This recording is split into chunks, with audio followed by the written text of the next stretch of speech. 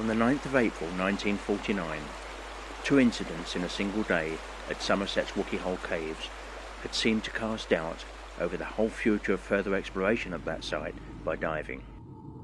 Bob Davis found that the only way on beyond Chamber 11 plunged deeper underwater than their oxygen rebreathers could safely take them. Further progress seemed impossible.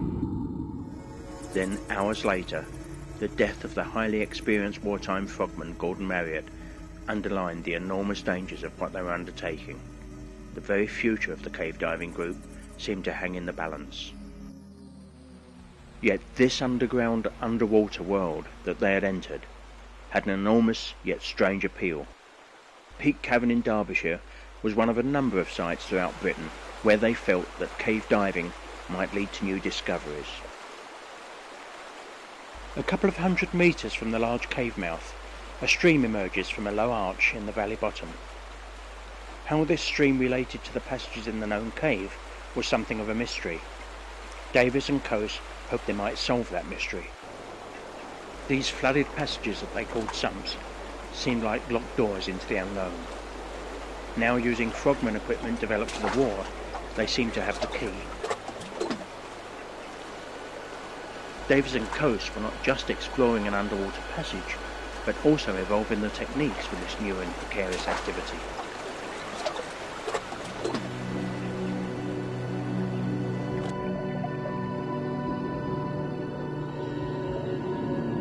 The use of fins was a relatively new and many thought dangerous development for cave divers. They found that fins allowed them to move more quickly than bottom walking. They were now able to keep ahead of the cloud of silt which rose behind them and reduce the visibility to 0 in seconds. At first they followed a line that they'd laid the previous year, but when they found it buried under the mud, they continued without it. They realised that if they slowed down, the ensuing mud cloud would quickly overwhelm them. Now, without any form of safety line, they had little choice other than to continue.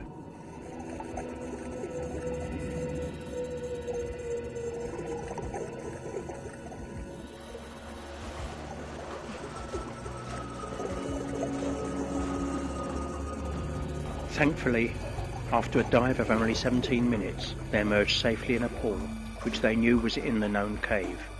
Had they been forced to stop or to return, they would have become hopelessly lost in the thickest of underwater fogs. They knew they were lucky to survive. It was a lesson well learned. Diving without a line would henceforth be outlawed within the cave diving group.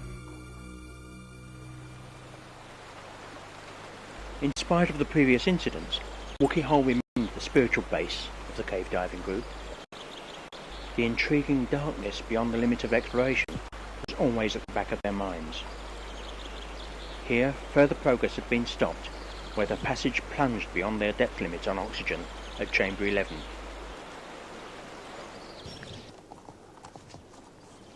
Then in 1955, a new possibility emerged. Davis managed to acquire a new type of diving apparatus developed by a Frenchman, Jacques Cousteau. They called it an aqualung. It used compressed air instead of oxygen, and thus avoided their previous problems of oxygen narcosis below 30 feet. There was now a possibility they could pass Chamber 11. However, there were safety concerns about this new radical development, particularly if the new diving set were to be used in conjunction with fins. For safety, it was decided that Buxton and Wells, both bottom walking with oxygen sets, would accompany Davis to the lip of Chamber 11. They would lay the safety line that far, as it was feared that a free-swimming diver might easily become entangled.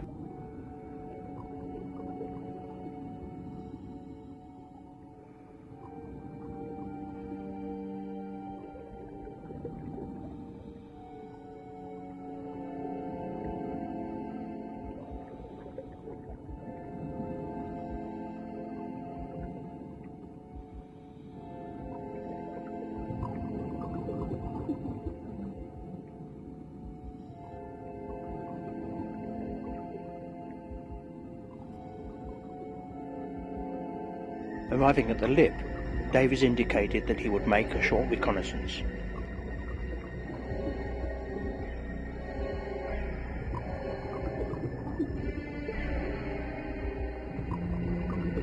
Swimming deeper, he was able to see the way on.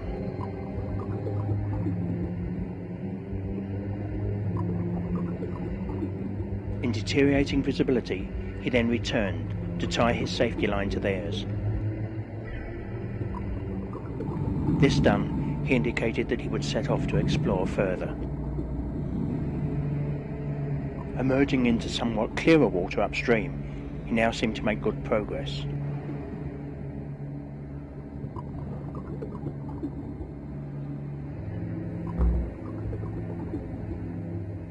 Suddenly there was a problem with his Afflo. The box had come apart and jammed the reel which paid out the safety line.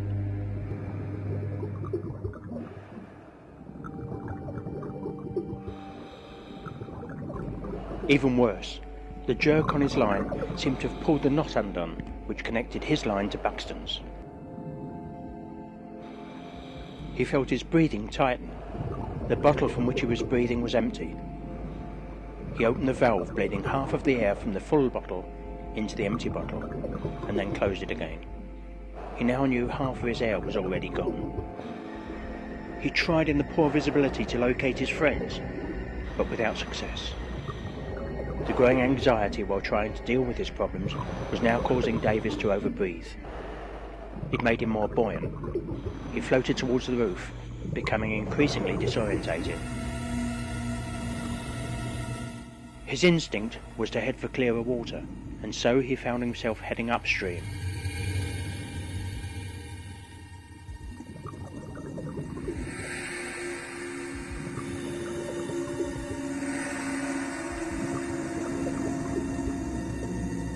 Passing the deepest part of the sump, the roof was rising. He instinctively sensed there might be an air surface ahead, and kept going. To his enormous relief, he saw a mirrored surface above him, and made for it.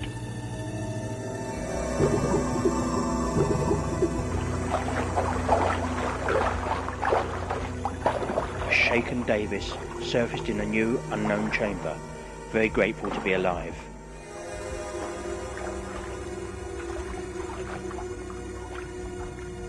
But in truth, his problems had just begun.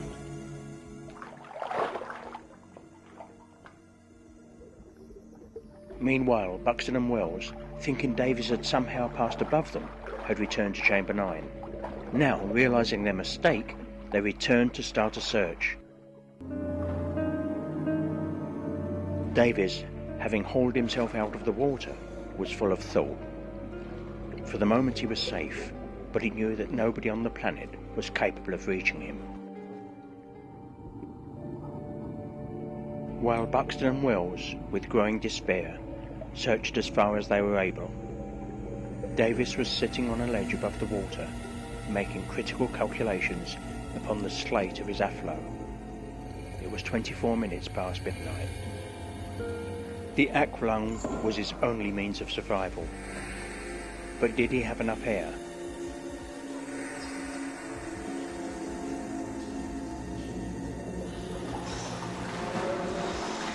It got to 3 AM. In Chamber 3, the base control team were also very anxious when at last they saw lights emerging from the water. The news was not good. They set about raising the alarm, but without much hope. Even the Navy were not trained in aqualung diving at this stage, let alone cave diving.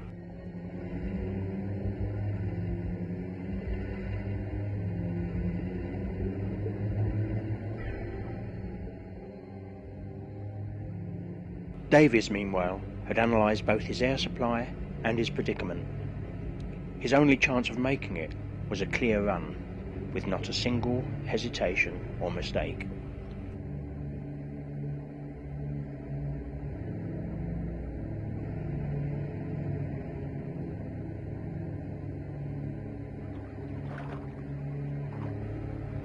After waiting 3 hours for the visibility to clear, he was ready to make a run for it.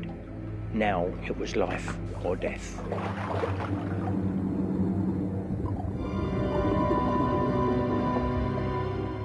It needed the utmost self-control. He desperately needed to stay calm and swim steadily, while knowing his air supply might run out at any minute.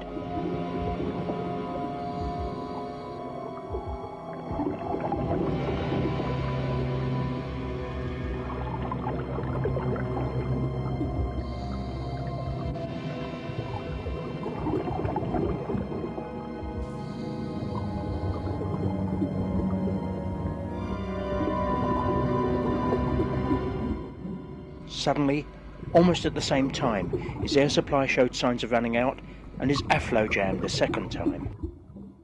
In a last desperate bid to survive, Davies abandoned his airflow, which was also his only light source, and swam frantically in utter darkness.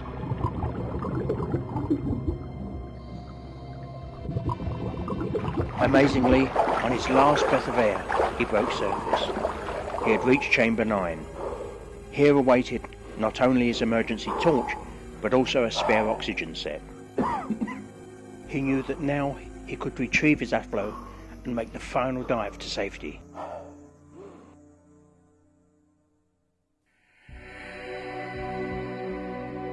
The controllers in Chamber 3 were waiting for the rescue team when they saw Davies' light emerge from the water. It was 5 a.m. They had been certain he was dead. His first words became famous in cave diving circles. "The devil," he said, "is a gentleman." But the day's events had hardened the attitude of the cave diving group against air diving and fins.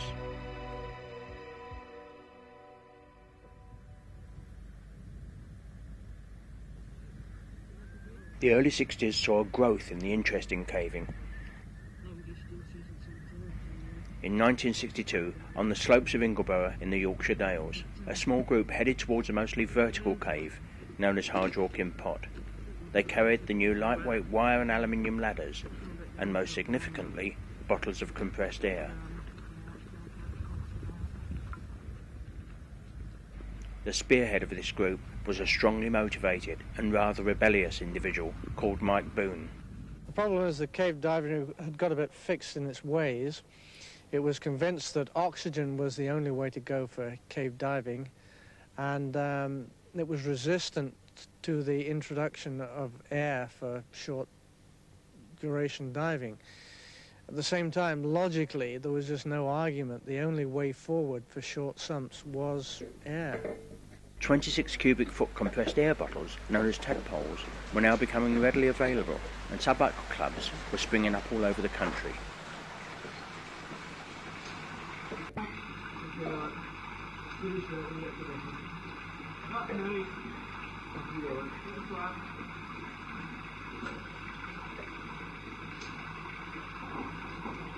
A series of vertical drops takes Hardrockin Pot to a depth of 200 feet, but the water that cascades down these shafts was known to emerge over 3/4 of a mile away and 400 feet below the entrance. It was in places like this that Boone felt air diving was the only way forward. With up to 25 minutes of air in a single bottle, he felt that it was enough to see if a short dive might open the way into major new sections of undiscovered cave passage. At the bottom, he checked his equipment. His breathing valve was of a new design, which seemed much more suitable for cave diving than the classic twin hose type that Davies had used. A more robust threaded connection fastened it to the bottle via a longer and stronger high-pressure hose. It meant that the bottle, rather than being on his back, could be slung from his waist, where he had more chance of protecting it. Boone was in his standard caving gear. He carried no airflow. His only lamp was the caving light on his helmet. A lifeline tied round his waist would be paid out by his friend Mike Thompson.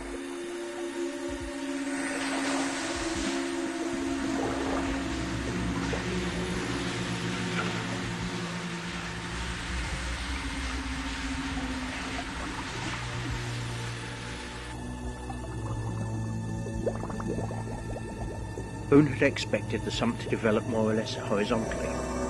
He was weighted for bottom walking. Instead, he found himself climbing underwater down a completely vertical drop. 18 feet down, the walls widened and became too far apart to straddle. The drop continued into the darkness below him. Boone was forced to return. there would be no great discoveries today.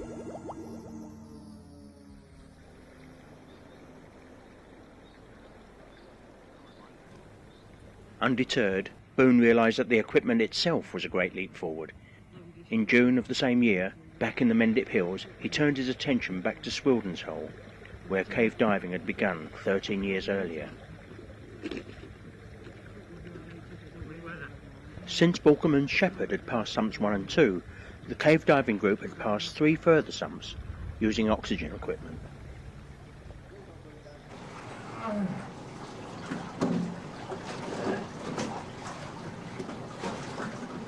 Boone was on his way to sump 6, which he himself had managed to pass only the year before, using air. Steve Wynne Roberts and Mike Thompson had specially modified their oxygen sets and were now to try to join him through the restrictions of sump 6 to help him explore Swildon 7. Okay, Mom.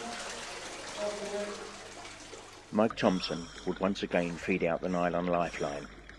The sump was the lowest so far, a flat-out underwater squeeze and an interesting test for air versus oxygen.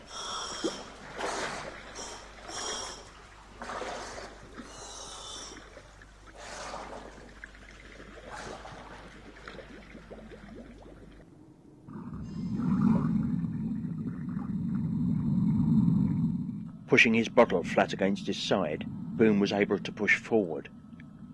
Most ordinary people would find that being in such a confined space above water would seem claustrophobic, but to do the same thing underwater needs a special sort of mentality, some might say madness.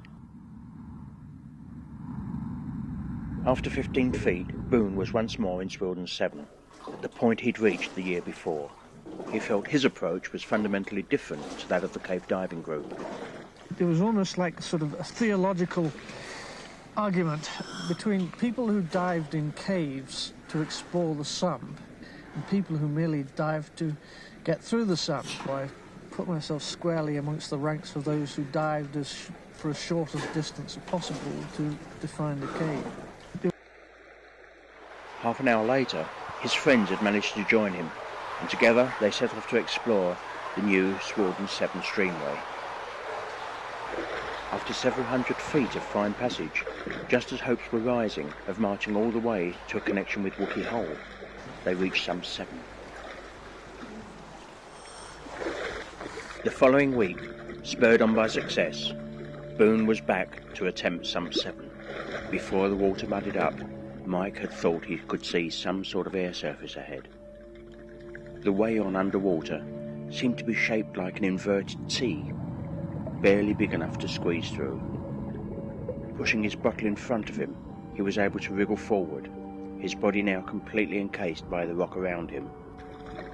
After thrashing around for some while, he found the tightest of squeezes leading above it. Forcing his body up into it, his head broke surface into a small above-water cavity, too small to call a chamber. Boone assessed the situation. The way on was back underwater. He started to feel around with his feet.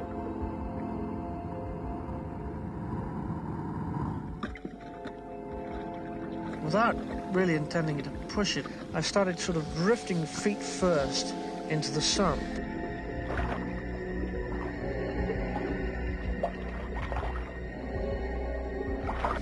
But the next conscious thought I had was that I am completely stuck.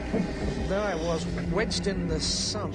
So I suppose after a certain time, panic started to take over. When, at the height of his panic, Boone's mouthpiece pulled out, Boone considered whether it was worth putting it back. I almost thought, shall I drown myself deliberately to end this kind of agony of being wedged here? The instinct to survive prevailed. Boone then came aware of some space around his left hand.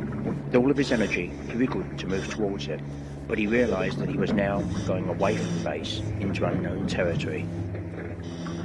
Suddenly, he felt his hand break the water surface. With what little energy he had left, he writhed to force his body towards the precious air.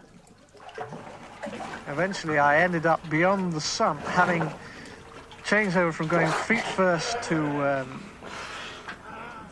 head first, and on my back to on my front. So I'd done some incredible thrutching around in this rather tight sump, but then I got into Swildens 8.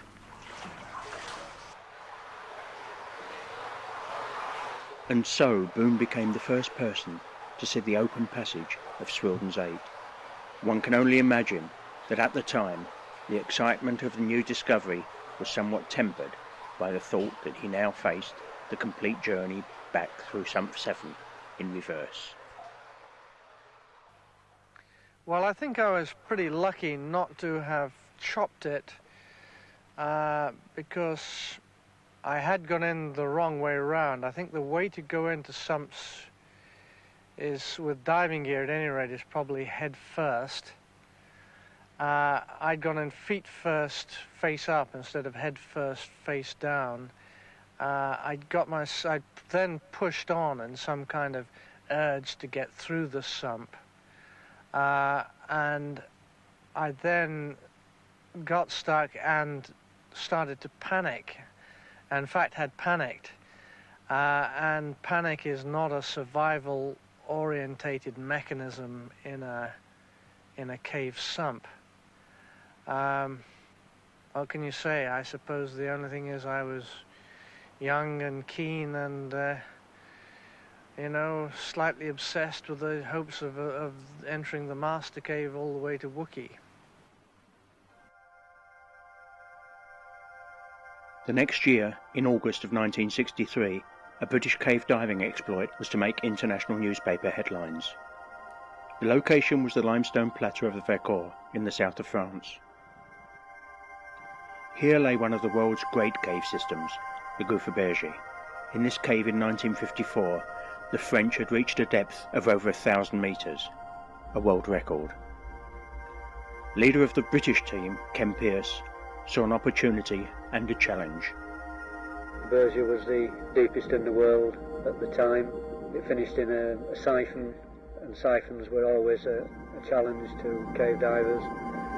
It had been tackled by an international expedition, many countries strong, the Army, the Air Force, hundreds of thousands of pounds cost. We had to do it on a shoestring, and we did it with 12 people.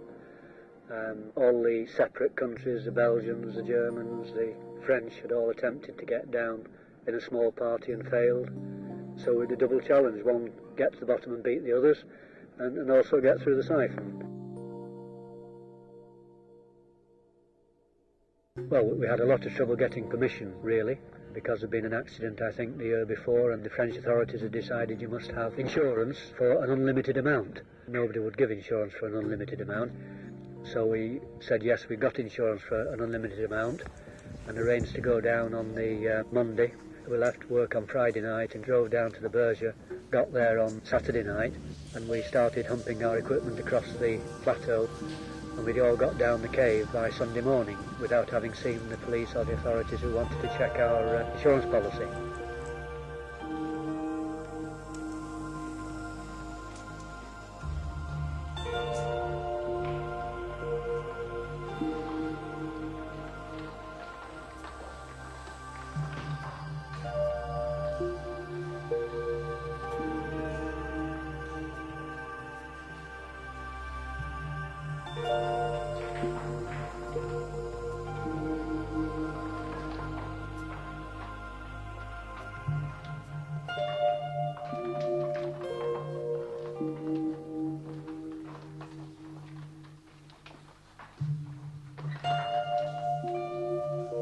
To reach the bottom with a small team, they would need to be underground for many days. With camping gear, food, tackle and diving equipment, everything would need to be ferried. It was a huge undertaking. I had food for about 15 days. We had a holiday for 12 days, about 12 of which I could afford to be underground. We did use long working days. They were anything from 18 to 30 hours long. And the men, with there being no daylight and evening, the men didn't really know what was day and night. And I managed to pinch a couple of days off them. I told them it was a day later than it really was. So when they were getting near the bottom and everybody was saying, well, we haven't time to get down and get to the sump, I pulled out my extra day out of the bag and said, oh yes we have, we've got a spare day. The water disappears into a pool at the bottom of the Bergia, and it comes out at the caves of Sassenage, about 1.5 miles away and a few hundred feet deeper.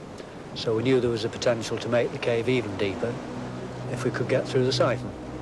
So I went in on a heavy line, a caving line, in case the river went to a narrow passage, in which case there'd be a heavy current which I wouldn't be able to swim against, and the people who were paying out the line could have pulled me back if necessary.